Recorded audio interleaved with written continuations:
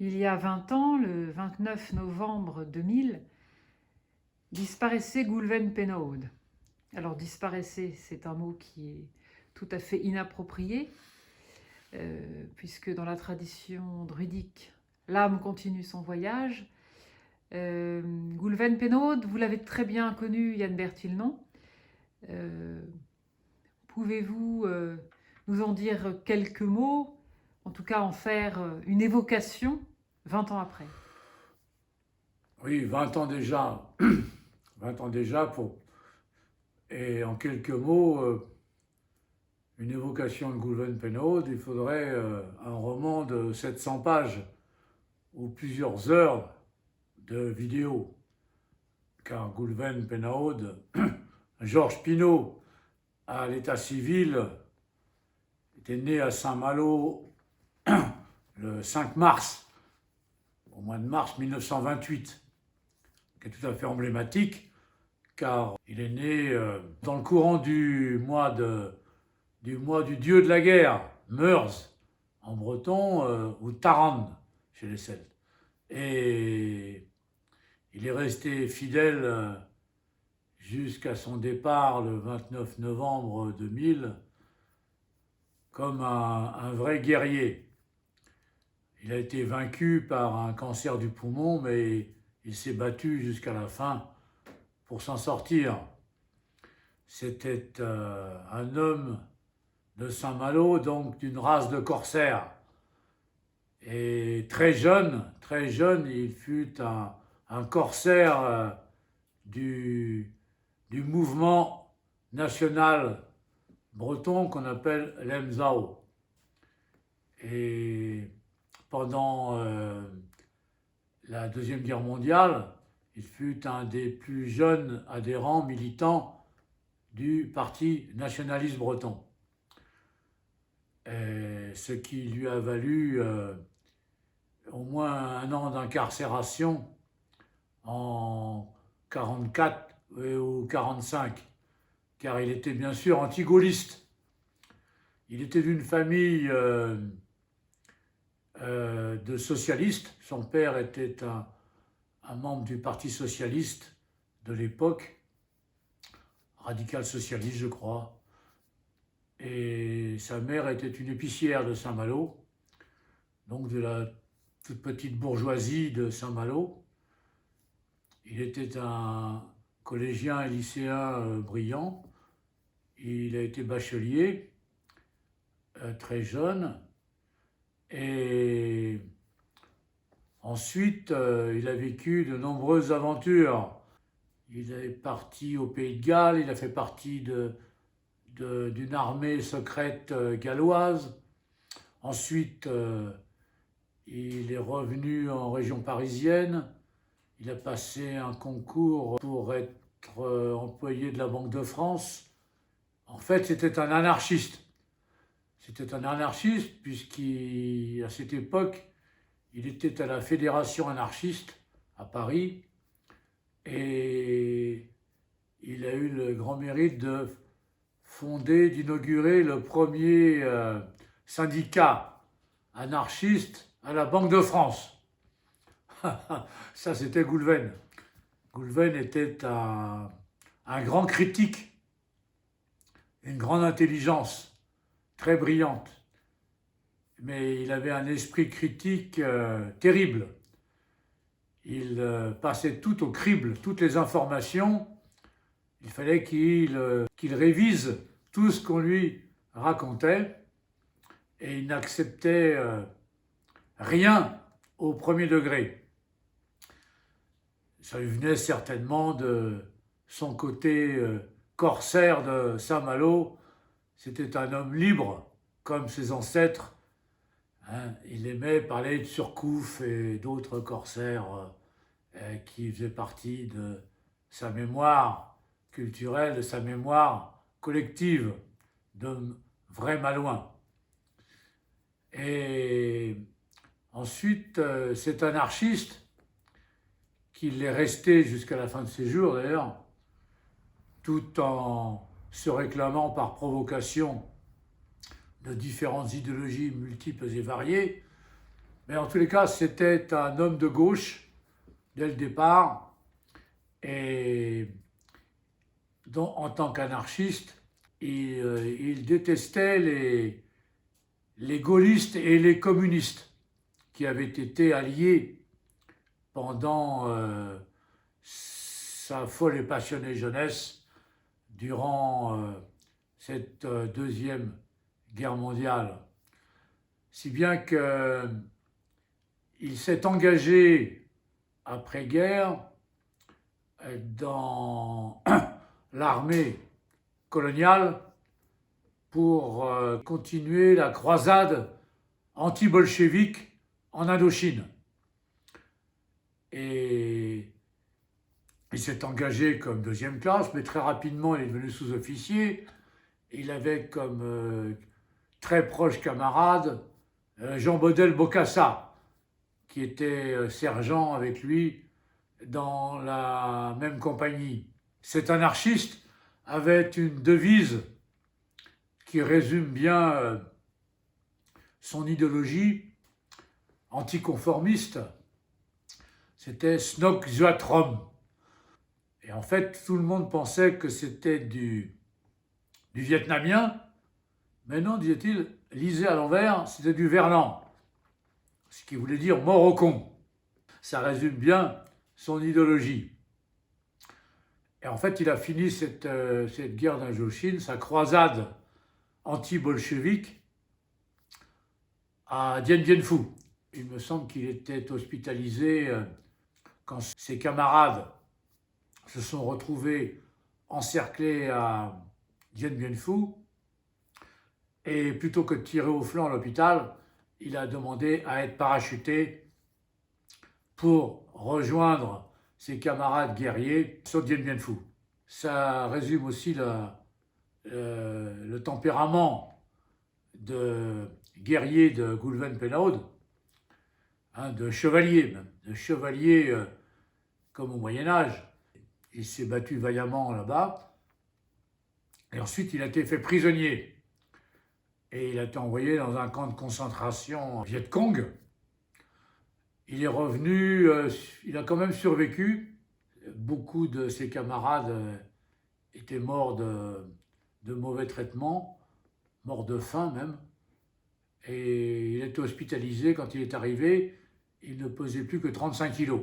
Goulven habitait au Lilas, square du docteur Courcoux.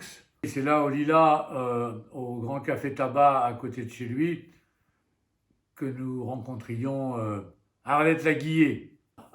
Ça, c'était la mentalité du chevalier Goulven Pénaud, surnommé Cadvan, car dans le collège des druides de Bretagne, il est donné un nom à l'âme en action des membres du collège des druides, c'est-à-dire des disciples, des chevaliers disciples philosophes, puisque druide veut dire philosophe en langue celtique. Cadvan, qui veut dire homme de combat. Cad étant combat, man, homme, avec la mutation, van, Cadvan. Et Goulven est toujours resté fidèle à sa vocation de guerrier druide, de guerrier philosophe, donc de chevalier. Il avait un idéal spirituel et non pas matériel. Il était au service d'une cause, qui était la cause de la langue bretonne moderne, pour en faire la langue d'un nouvel État bréson, Breizh, qu'on appelle Breizh en breton moderne, et non pas Bretagne, qui est le Bretagne, qui est un terme provincial pour désigner la francisation de Breizh, c'est-à-dire la province Bretagne de la France. Breizh étant la région de l'Europe, une région d'Europe. Parce que Goulven était un Européen convaincu. Nous étions d'accord qu'il valait mieux une Europe imparfaite que pas d'Europe du tout. Donc cet anarchiste était un fidèle lecteur du Crapouillot et surtout de Charlie Hebdo. Hein, c'était un anarchiste anti-gaulliste et surtout anti-jacobin. Il était contre le jacobinisme français, hein, qui avait rétabli De Gaulle en 1958. Et Goulven restait dans cette vocation anti-État centraliste qui était la sienne depuis son adolescence. Ensuite, il a participé, à partir des années 50 et 60, à de nombreux travaux de linguistique, puisqu'il a été un des plus grands spécialistes des langues celtiques au monde, alors qu'il était aussi un grand fantaisiste et un humoriste. Il adorait la satire. Il n'avait pas besoin de se prendre au sérieux parce qu'il était très très sérieux lui-même quand il se mettait au travail, à son travail quotidien, à sa tâche, à partir de 6h30, 7h le matin, car il vivait comme une horloge et il était debout tous les jours à 6h du matin, comme cela lui avait été enseigné dans sa formation militaire. Je l'ai connu à Kervrijs. Ça devait être J'étais très gamin, moi j'avais 16 ou 17 ans. Ça devait être en 64 ou 65. Hein, il était encore un samedi après-midi. Je l'avais vu en uniforme, je me rappelle. Et nous avons sympathisé parce que moi je suis issu d'une famille, comme il était lui-même, de nationaliste breton par mon grand-père paternel et d'anarchiste de la fédération anarchiste comme lui-même par mon grand-père maternel. Et donc pendant 35 ans, nous sommes restés de bons copains. Et je reconnais qu'il a été mon maître en langue bretonne. Hein.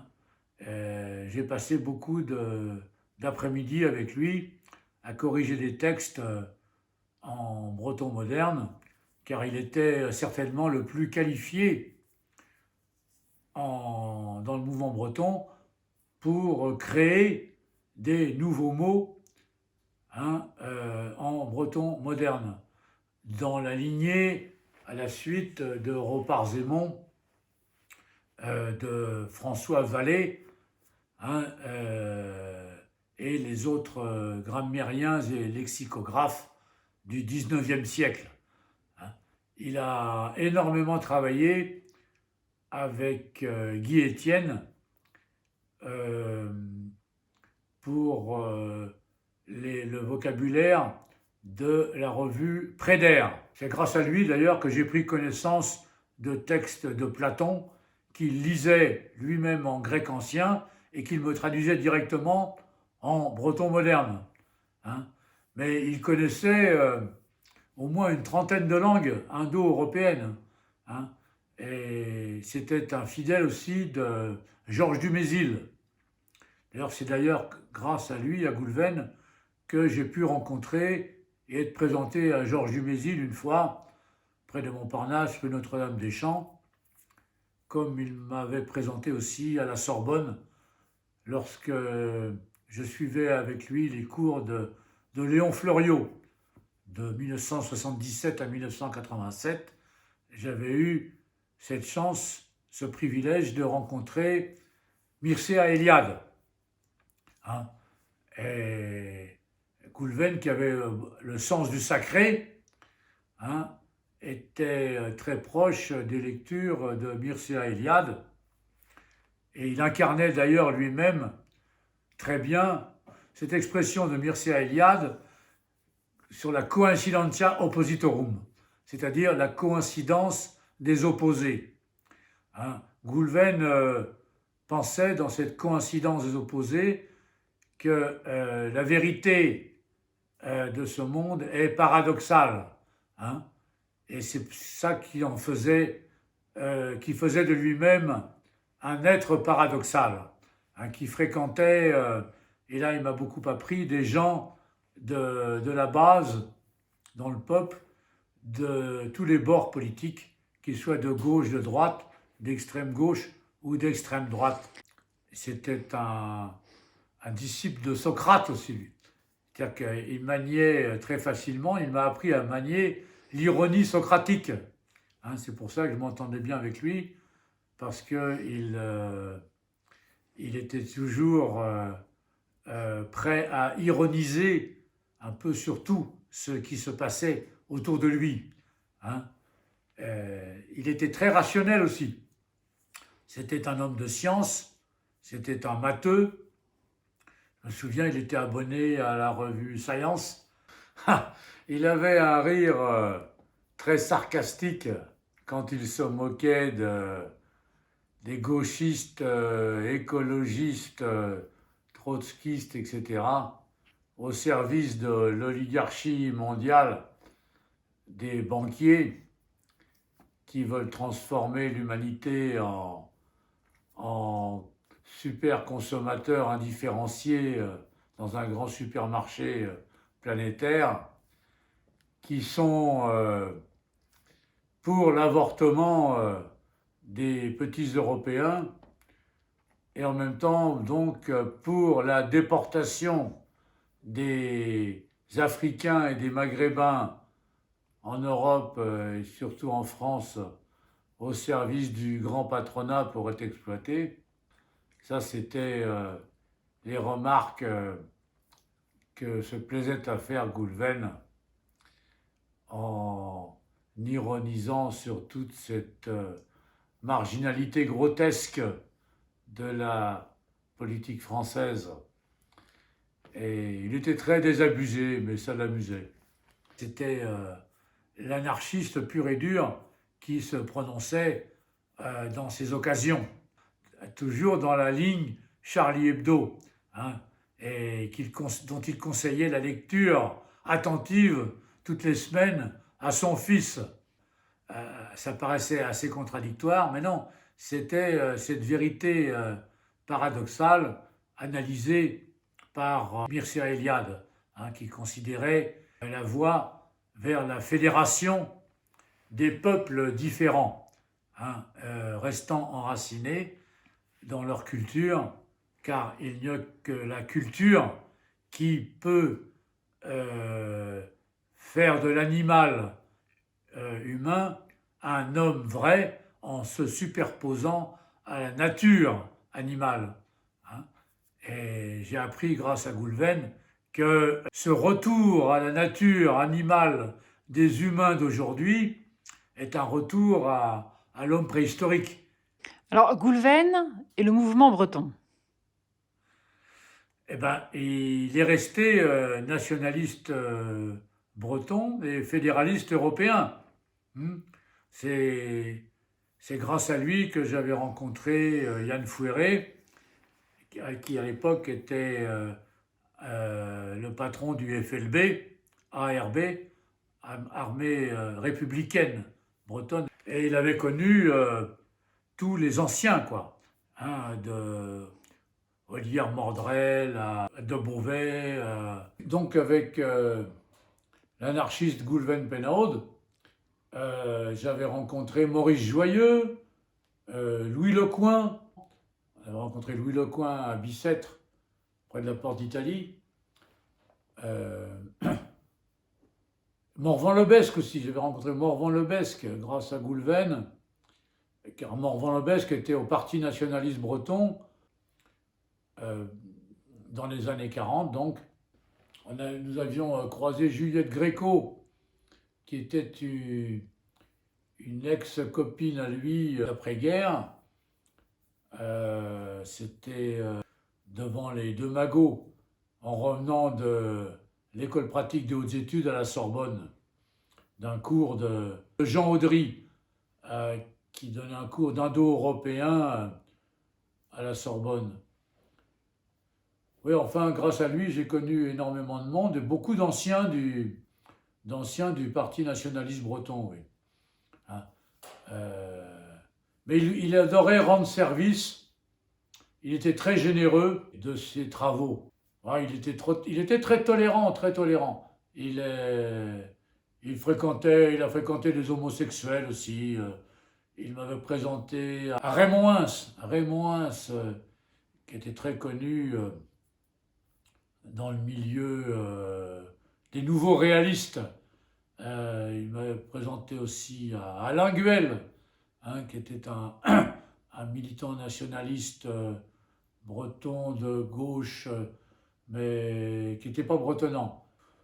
Il était très ami aussi avec, bien sûr, avec Raymond Riec-Gestin, hein, qui était à la Sorbonne aussi.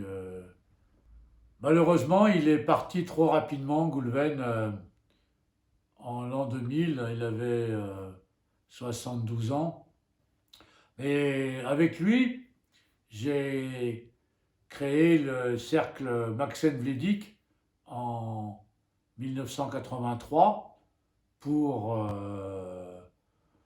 fêter et commémorer plutôt le 1600e anniversaire du débarquement du général du Pays de Galles, hein, du général de Légion romaine, qui a pris le pouvoir à Rome ensuite, après son débarquement en Armorique. Ils ont créé les bases de ce qui est devenu l'État breton souverain en Europe pendant un millénaire. Donc tout ça, je l'avais appris par Goulven, et nous avons fondé ensemble le cercle Maxen Vledik, hein, en quittant le collège des druides de Bretagne, qui nous paraissait un peu suranné et désuet. Donc nous avons profité de la commémoration de Maxen Vledik, l'empereur Maximus Princeps, hein, pour créer une école philosophique nouvelle, donc druidique, puisque je le répète, druide ne veut pas dire prêtre, mais philosophe en langue celtique, hein, et que nous voulions une école de philosophie active, hein, c'est-à-dire à la manière classique, hein, c'est-à-dire qui propose de mettre en pratique l'enseignement, hein, ce qu'on apprend, voilà, au quotidien, et que ça ne reste pas des acquis intellectuels abstraits. La méthode de philosophie à la manière celtique ou à la manière classique consiste à pratiquer ce qu'on apprend, c'est-à-dire à faire ce qu'on dit et ensuite à dire ce qu'on a fait.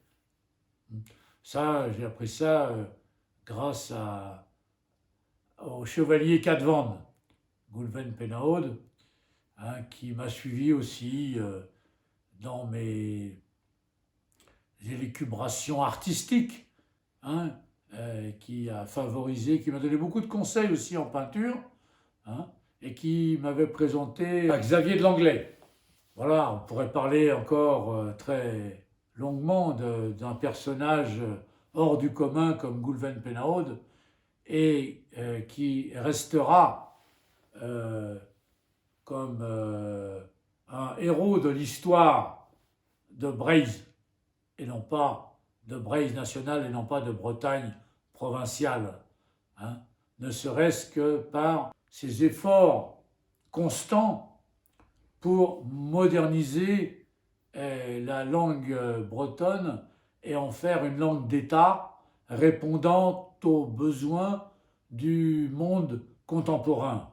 Goulven, qui avait toujours refusé d'être un universitaire pour ne pas être un collaborateur, un collabo de l'État français jacobin, hein, il avait quand même accepté, avec l'accord de Mitterrand, d'être prof à l'université de Lyon 3, où il donnait un cours sur la civilisation celtique, hein, une fois par semaine.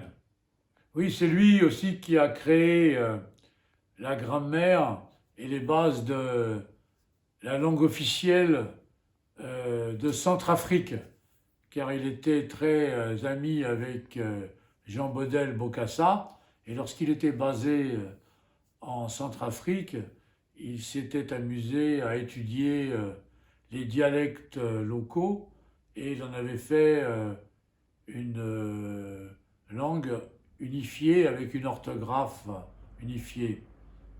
Il avait beaucoup voyagé en Afrique, et je me rappelle, il parlait le Wolof avec le